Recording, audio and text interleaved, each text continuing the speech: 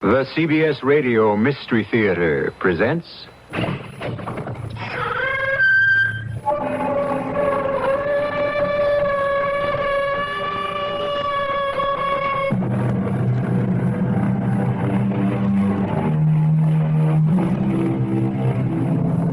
Come in.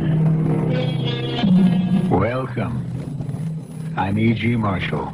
There are people who seem to bestow happiness and good fortune upon all whom they encounter. Their very presence is an enchanted thing. However, just as we have those who bring the sunshine, there are also those who bring the rain. And not just the occasional refreshing sprinkle or the useful beneficial shower, but a cloudburst. Is there really and truly such a thing as a jinx? Is our fate cast forever at the moment of conception?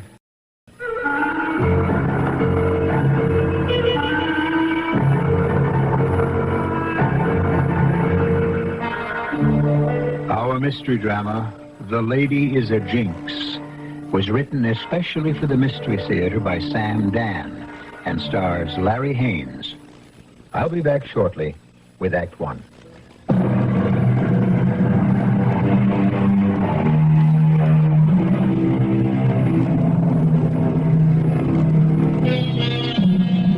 If you could know the last day, the last hour, the last minute of your life, would you want to?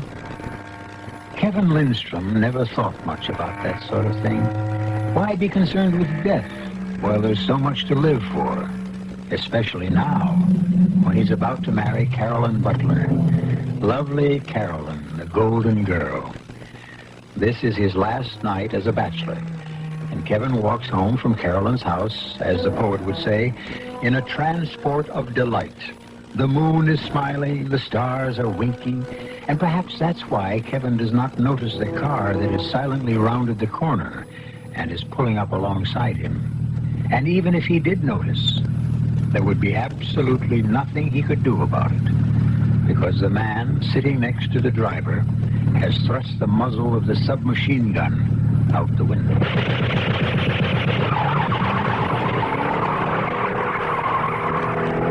At least it was swift, even merciful. He never heard the shots. He never knew what hit him.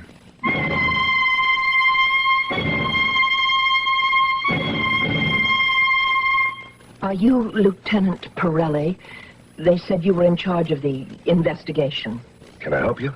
I thought I might be able to help you.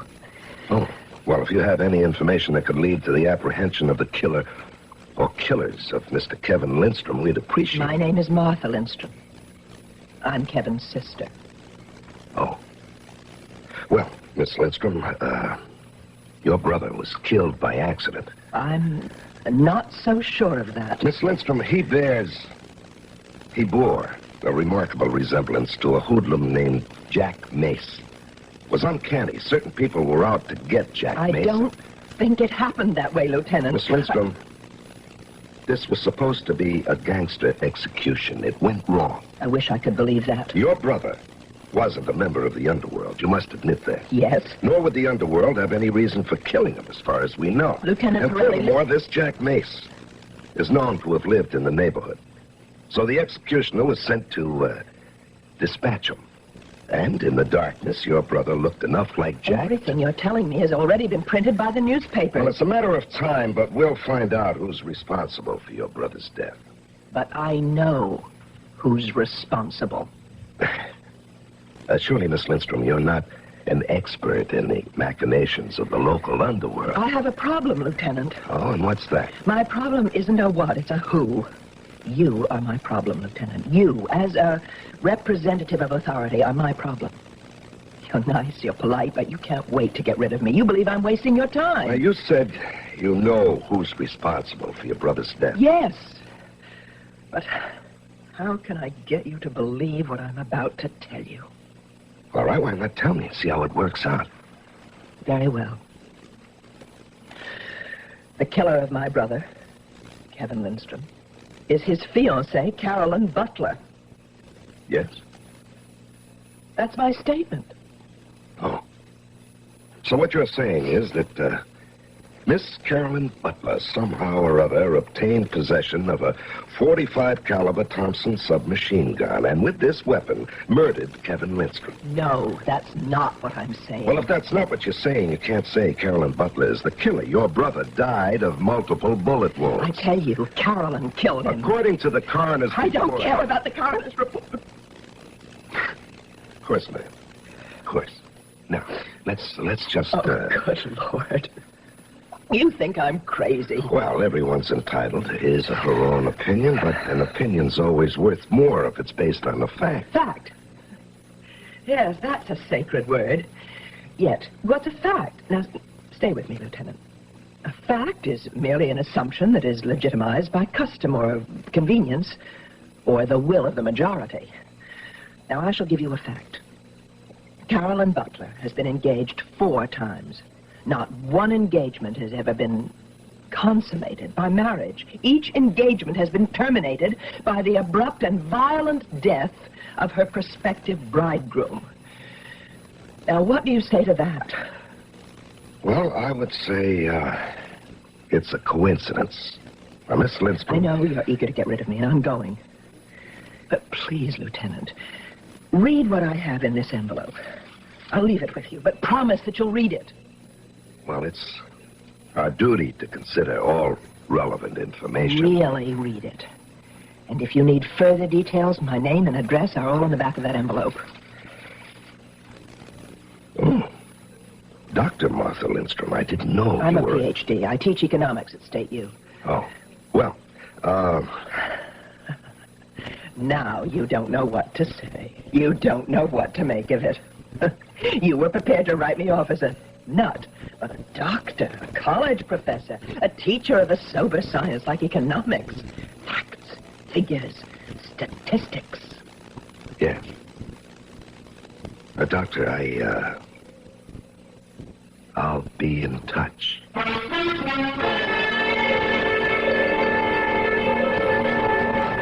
Well, Inspector, what do you think?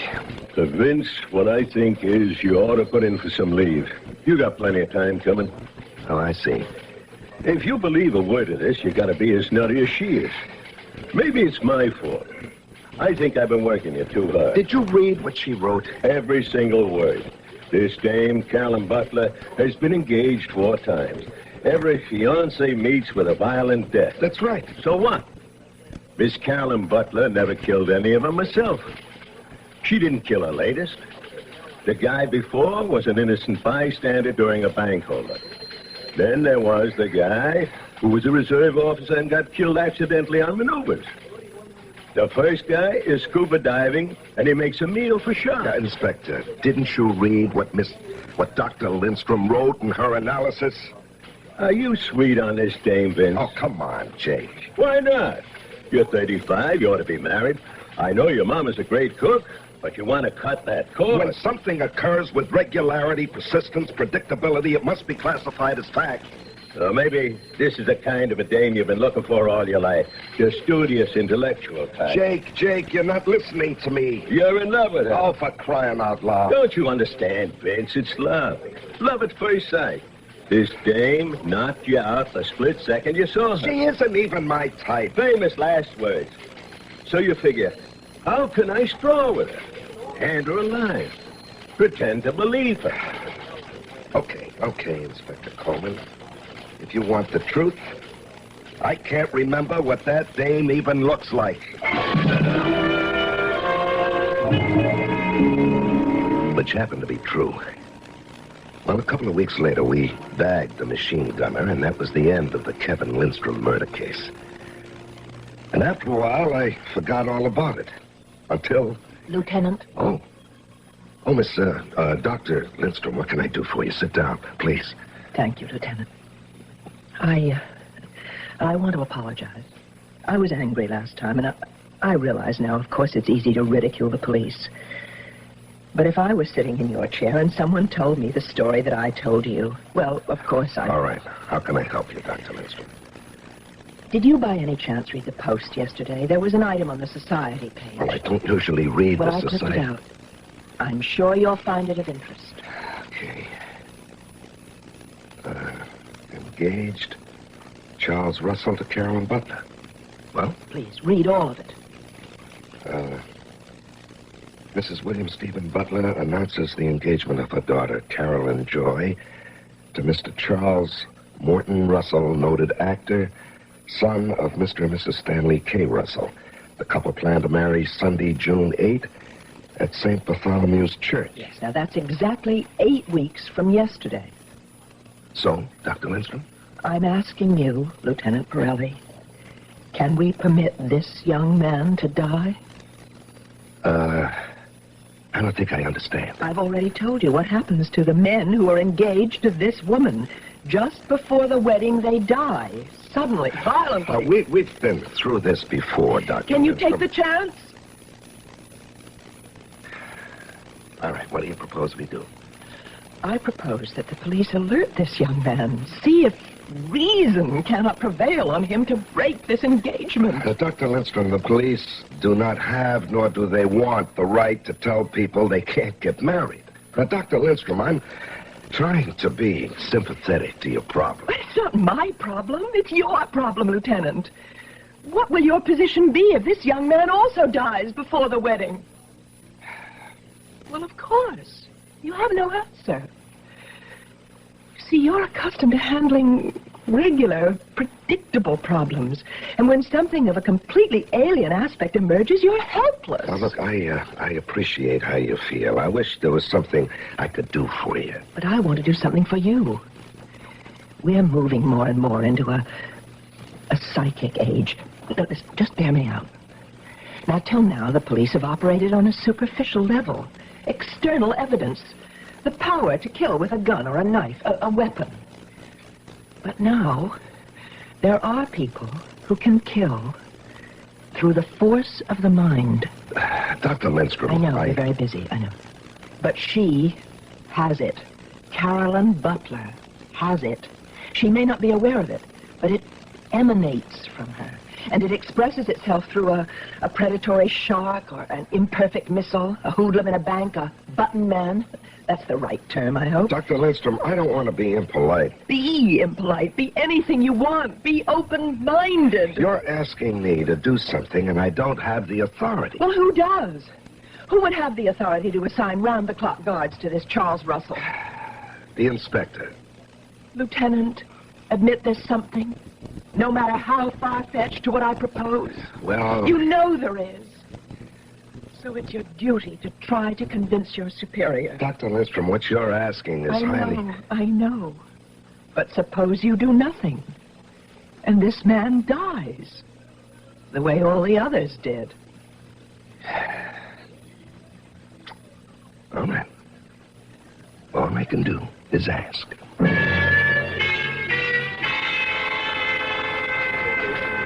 You sure got it bad, Vince. Inspector, will you get it through your skull? This lady, means nothing to me personally. I'm not trying to score points. Now, suppose there is something to a story. Okay, suppose there is. Well, then we've got to do something to stop it. We're not set up to stop it. I have no way of justifying this kind of expenditure of manpower. Okay. Here's a girl who obviously has found some way to get people killed. Now, can she be allowed to get away with murder? Yes, Vince. Until somebody can furnish legally acceptable proof, this Butler dame will get away with murder.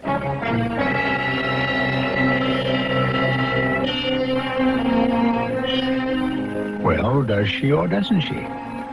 Are we dealing with coincidence or with fact? Or how many coincidences do you need to add up to a fact? And our good Inspector Coleman has also enlightened us on another point. If you can find a way to kill someone that is not specifically prohibited by law, you can, theoretically, get away with murder. I'm going to get away for just a few moments, and then I shall return with Act 2.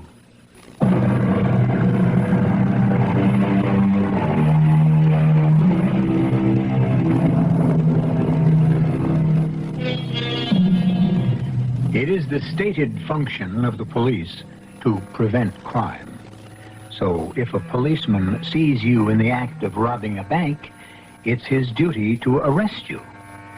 Of course, if all you're doing is thinking about robbing the bank, there's nothing much the policeman can do.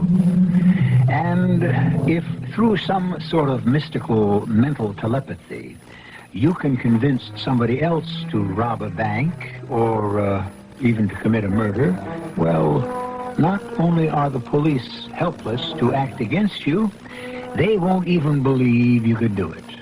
And neither would anyone else, except just possibly Dr. Martha Lindstrom. I'm sorry, Dr. Lindstrom. You were unable to convince your superiors? Doctor, what can I tell you? We're practical-minded people, we policemen. Do you believe me? I don't know. Well, if there's any I just doubt... wish things were easy. I wish everything could be yes or no, black or white. I don't know what to think. And that's exactly why you should Why should what? do something to help save the life of Mr. Russell, who is about to become Carolyn Butler's 5th victim. But we don't know that. And even if he dies, we can't prove she's guilty. Well, how many more men must she kill before... I'll give it to you straight, Doctor. She could decimate the entire city and we couldn't even touch her. Oh, surely there must be some way. Yeah, sure, there must be a way, but we don't have it yet. I'm sorry. Sorry. Well, you've been kind and you've been patient, and I mustn't abuse your tolerance. Goodbye, Lieutenant. Goodbye, Doctor. I shall attend to this matter myself. What do you mean? Exactly what I said. I shall attend to it myself. Well, life goes on, and so does death. We get other murders, other problems, and so Dr. Lindstrom sort of slipped out of my mind. Anyhow, one night I'm driving home. I pass a theater. The marquee reads, Charles Morton Russell starring in Don't Kill Santa Claus. On the spot, I decided to see the play. I must tell you, this guy Russell is tall, good-looking, and a pretty good actor. The play isn't much, a bunch of bums sitting around a rubbish-filled room just shooting the breeze. Well, Okay. Russell's in the middle of a long-winded speech. I did steal his girl, but I did him a favor.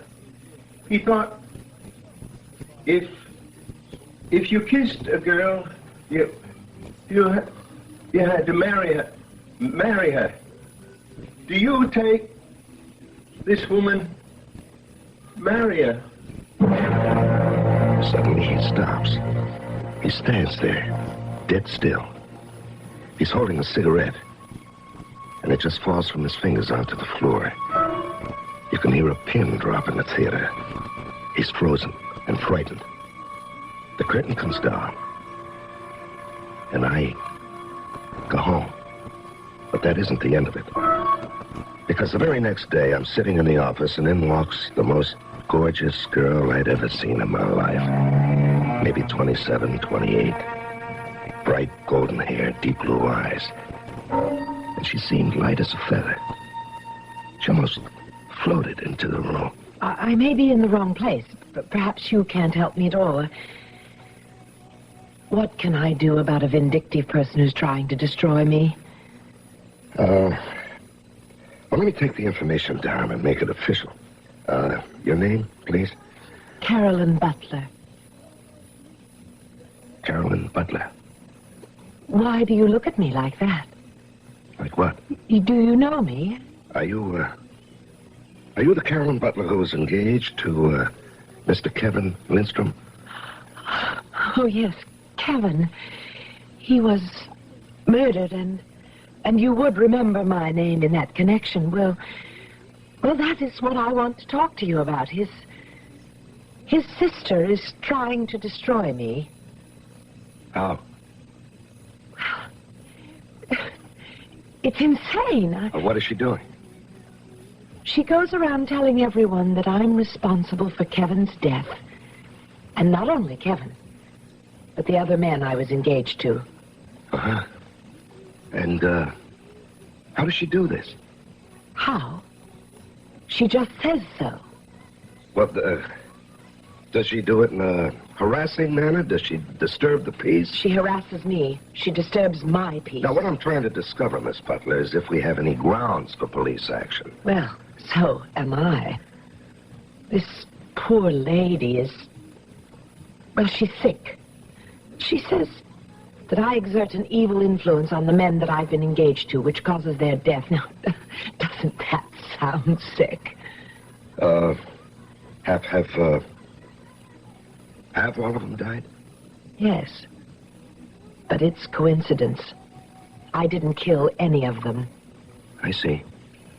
Now, what I was thinking is that perhaps you could have someone talk to her, tell her. You see, Kevin was her baby brother. She raised him, sent him to school, and so she resented me because I was stealing her darling little brother.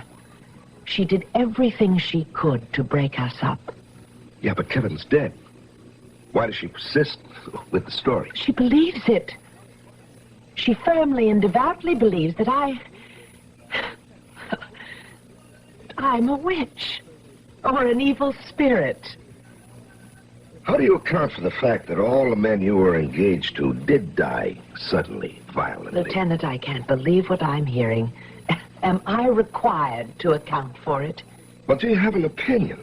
Well, obviously, I have a weakness for men prone to accident. But when I think of it, it's more than that. Each of them seemed to have a death wish. What do you mean? You're a police officer. You see it. There are those people who go around actively looking for danger. Now, the first man that I loved was a scuba diver. He would swim in dangerous waters, deliberately, it seemed. How long could he gamble with death?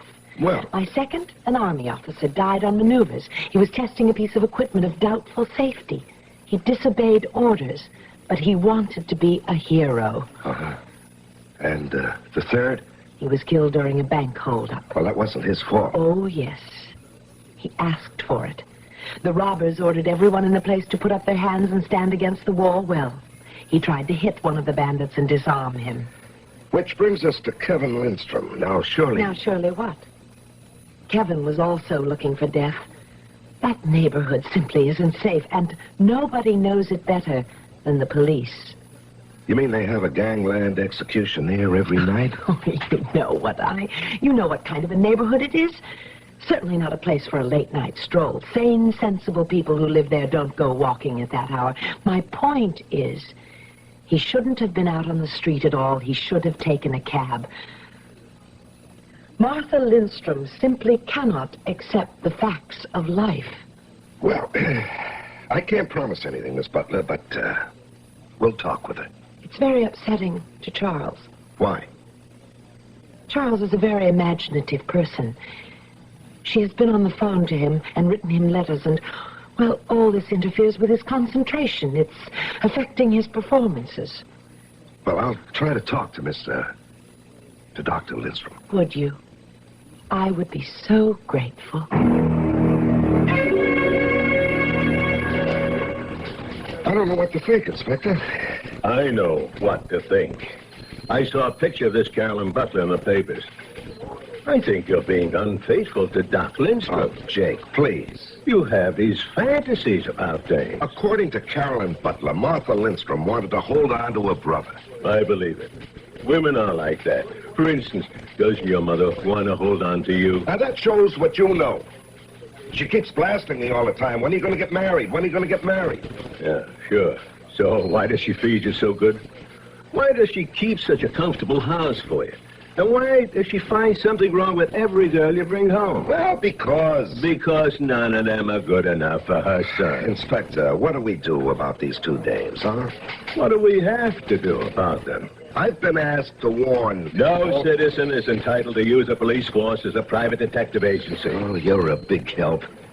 Hey, wouldn't it be great if you could marry them both?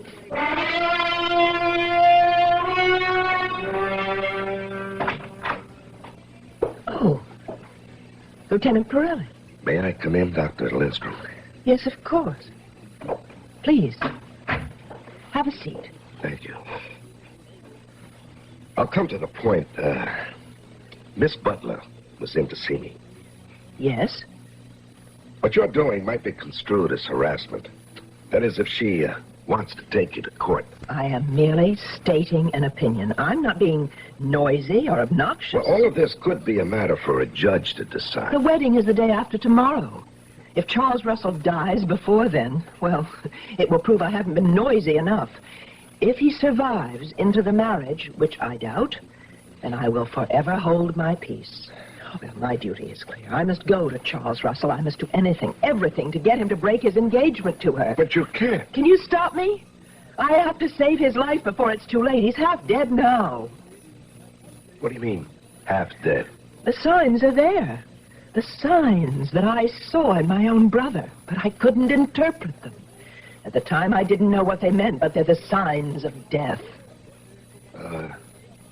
What do those signs look like? Charles Russell is performing tonight. Come to the theater with me. I'll show you.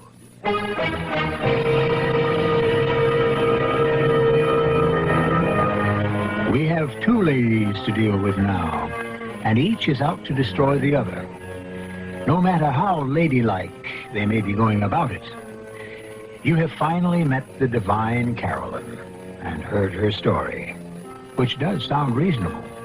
On the other hand, Dr. Martha Lindstrom is not a woman to be taken lightly either. So, in just a few moments, we shall find out when I return with Act 3, which, as you know, is a point of no return.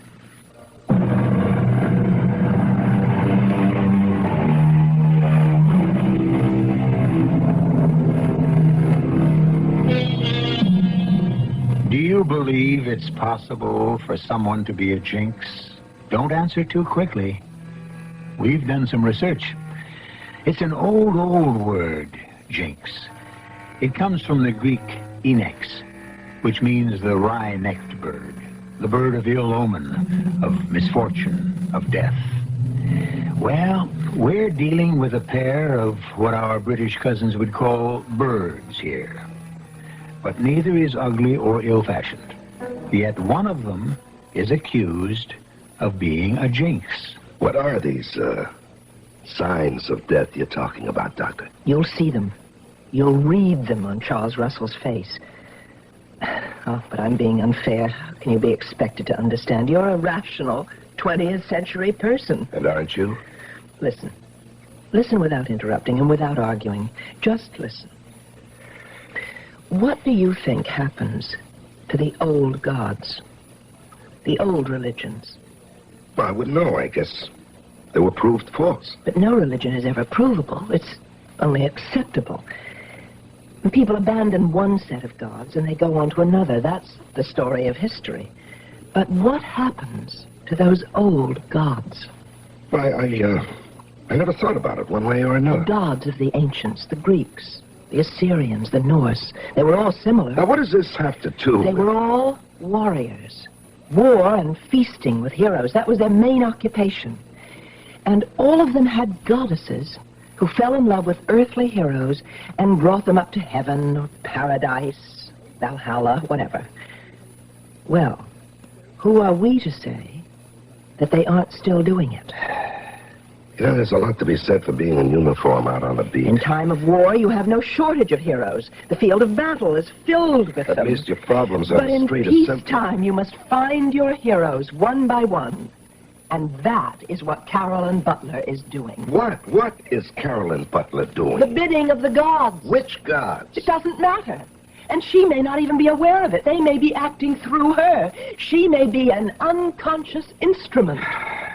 And you teach economics? She finds the hero, and then fate arranges for him to die. Okay. Okay, I think we're at the end of the line, Dr. Lindstrom. For your own good. Fate. Fate is also an ancient For your god. own good, you should see a Fate doctor. arranges for the sharks and the defective weaponry and the bank robbery and the gangland execution. What has been arranged for Charles Morton Russell? Now, look, all I can do is tell you that if you persist in annoying Aren't Miss you Butler- curious About what? about how Charles Morton Russell will die? Who says he's gonna die? It's the night before she becomes his bride. It's the night he must be killed. Lieutenant, take me to the theater. Watch with me. If nothing happens to that man tonight, then everything Carolyn Butler says about me is true. I'm a jealous sister who has constructed a fantastic fable. But what if he dies?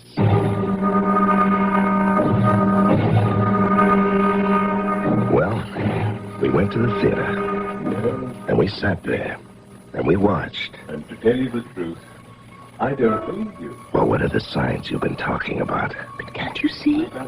He's terribly nervous. He doesn't look it. Oh, he's a superb actor. He hides it, but now look. See, his hands twitch. That's not a sign of death. Listen, I know this play. He's blowing his lines. The other actors are covering for him. He shouldn't be on the stage. Then why do they let him go on? Well, tomorrow after his marriage, he'll go on vacation. They just want to get all the performances they can out of him. Look, This into your mind. bang his leg against that chair. Well, But that's not in the play. That's how Kevin was. Aimless, preoccupied. Look at that. He just lit that cigarette, now he puts it down. Now he's going to light another. well, that's a piece of business, isn't it? No, he just forgot. He was smoking. Kevin would do that too. You see, my dear, Look at him now. The life seems to be draining out of his body. I did steal his... He's losing his line. I did steal Now this look. girl, Lieutenant, that cigarette he put down. but I... Now it's rolling off the table into that pile of papers and rubbish. Starting to smoke. You're going to set a fire. Well, maybe that's Fire supposed to be a starting. part of the Well, play. of course it isn't. It isn't. Oh, dear Lord. There's going to be a fire. Ladies and gentlemen, Don't. please stay in your seats. There's no danger. Oh, terrifying. There is no danger. Look, Lieutenant. Look at what's happening. In a theater, when there's danger of fire on stage, a stagehand immediately cuts the rope that holds the heavy asbestos curtain in place. The curtain comes crashing down, and anybody who might be standing on a spot where it falls can be killed if it hits him. And there he was. That's just where he was standing. You didn't have to be a doctor to recognize he was dead. Well, Vince, it could be your girlfriend, Dr. Lindstrom, was right. Inspector, she's not my girl. Quit fighting her. I believe her. You believe her? Yeah. After a while, you have to see the light. Carolyn Butler's doing something to these guys. What or how, I don't know. But they died. They all die the night before they get married. Okay. So what are you going to do about it? Nothing. You mean you believe it and you're not going to do anything about it? There's lots of things we can't do anything about. A lot of people get away with murder. We know they're guilty, but we can't touch them. Somehow, I just can't believe it. That Butler girl seems so sincere, honest.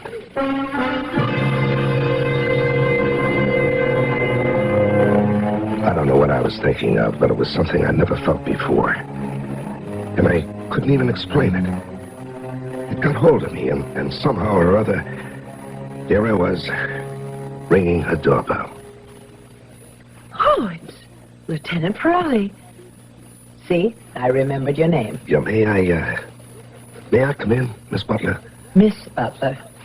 I may very well remain Miss Butler for the rest of my life. Yes, please come in. Thank you.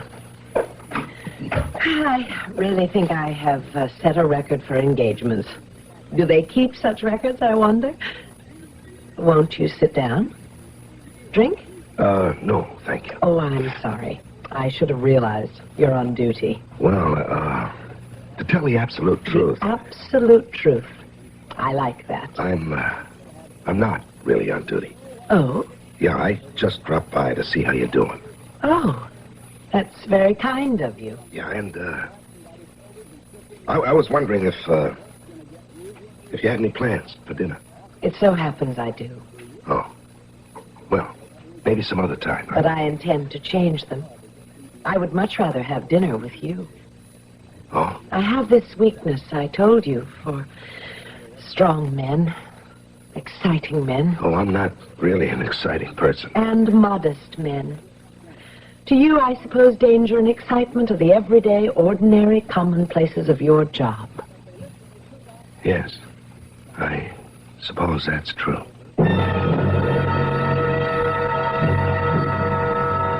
I couldn't tell her all about it at dinner that night, so we continued the following night, and the one after that. And soon we were having dinner together regularly.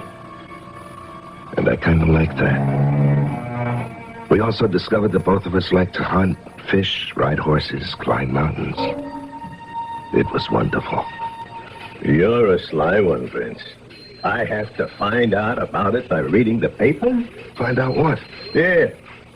Borelli Butler.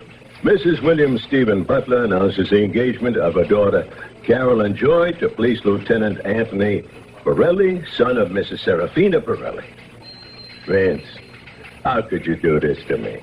You want to be my best man, Jake? Sure, if you live that long. Now, that's nonsense, and you know it. There was a time you didn't believe it was nonsense. Jake, all that was before I knew her. She's so wonderful, so filled with life, so generous, so good. When is the happy event? A week from Sunday. So soon. I can only wish you the best.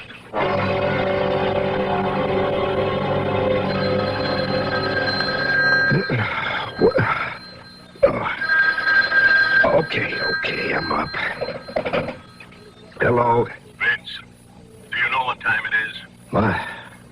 What's the matter, Jake? Vince, it's 10 o'clock. You were due here at 8. 10 o'clock? It can't be 10 o'clock. Vince, we gotta go see the commissioner. You get dressed and get down here.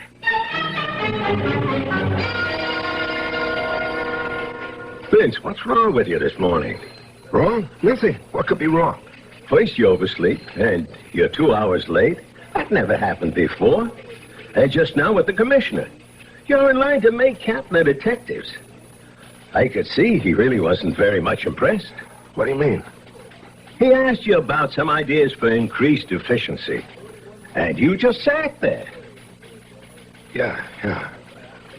Oh, funny thing, Jake. I don't know what happened to me, but my mind seemed to go blank. I think you better see a doctor. Why? You've been acting strange all week. Absent-minded, forgetful.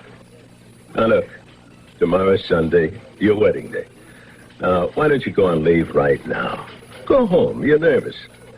I'll see you tomorrow at the church. No. That isn't right. You're short-handed. I'll tell you what I'll do. I got to put in my shift on the stakeout.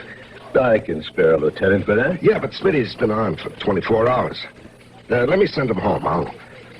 I'll stay till midnight. Well, okay. He would really appreciate it.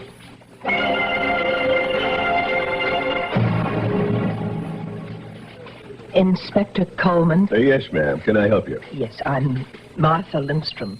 Oh, we meet at last. It's about Lieutenant Pirelli. I know. What do you know? You're concerned. You're afraid he'll die tonight. And that he'll be number 6. Well, aren't you concerned? Yeah. Well, how can you just sit there? Well, what can I do? Talk to him. I have talked to him. You can't just let him be killed. Dr. Lindstrom, if there's anything to what you're saying, you know it has to be. But there must be some way to protect him. You're in love with him, aren't you? Well, I don't think that's germane to this discussion. Well, tonight, he's as safe as he can be. He's on a stakeout. It's a quiet job. Before midnight, Vince will die. Well, I don't know anything we can do. He's been acting strangely, hasn't he? Well, yeah. Yeah, and that's how it happened to all of them. They lose their perception, their critical judgment, so death can overtake them. But what can happen to Vince? Who knows? Well, there's only one way to save him. Where is he?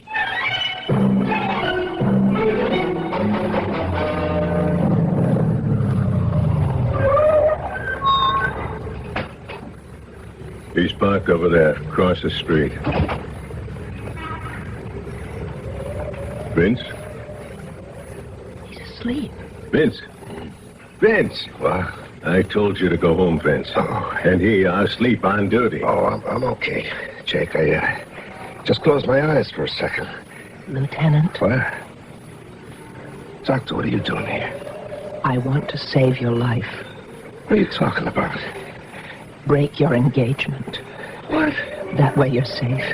You're no longer her hero, her intended. She no longer has to bring you to the Valhalla, the place for heroes. Jake, what are you doing here Remember with her? Charles Russell. You saw him die. That was an accident. Yes, because he couldn't think straight. He couldn't hear. He couldn't think. He was half dead before that asbestos curtain hit him. And you're half dead now. I'm okay. Recognize Carolyn Butler for what she is. She's beautiful. It's the face of death. You don't love her. Yes, I do. I do love her. How can you love her? How can you love death? You love life. You love me. I love you. Say it. Say you love me and you're free from her. Say it. Say it before it's too late. Say you love me. Hey, that guy driving the truck is acting crazy. Say you love me. Hey, he's gonna hit the car, Vince. Say Get it. out. Say you love me. I love you. Say you love me. I love you. Oh.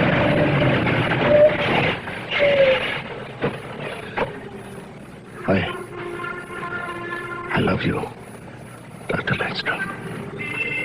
I love you. Well, Vince didn't become number 6 because he broke the engagement in the nick of time. Or maybe because the truck driver was able to apply his brakes in time. We always give you more than one perspective on these things. However, Miss Carolyn Butler is still around, still looking for a hero. So, if you're a hero, what can we tell you? Only that I shall return shortly.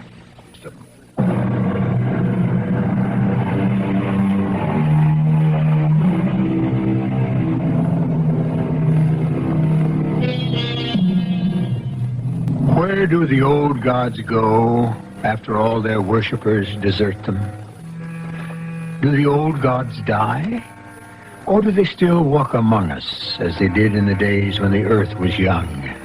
And do they still fall in love with humans? And does the love of a god mean what it always meant?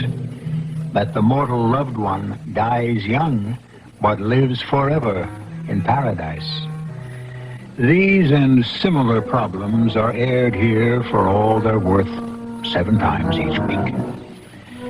Our cast included Larry Haynes, Marion Seldes, Patricia Elliott, and Dan Ocko. The entire production was under the direction of Hyman Brown. This is E.G. Marshall inviting you to return to our Mystery Theater for another adventure in the macabre. Until next time, pleasant dreams.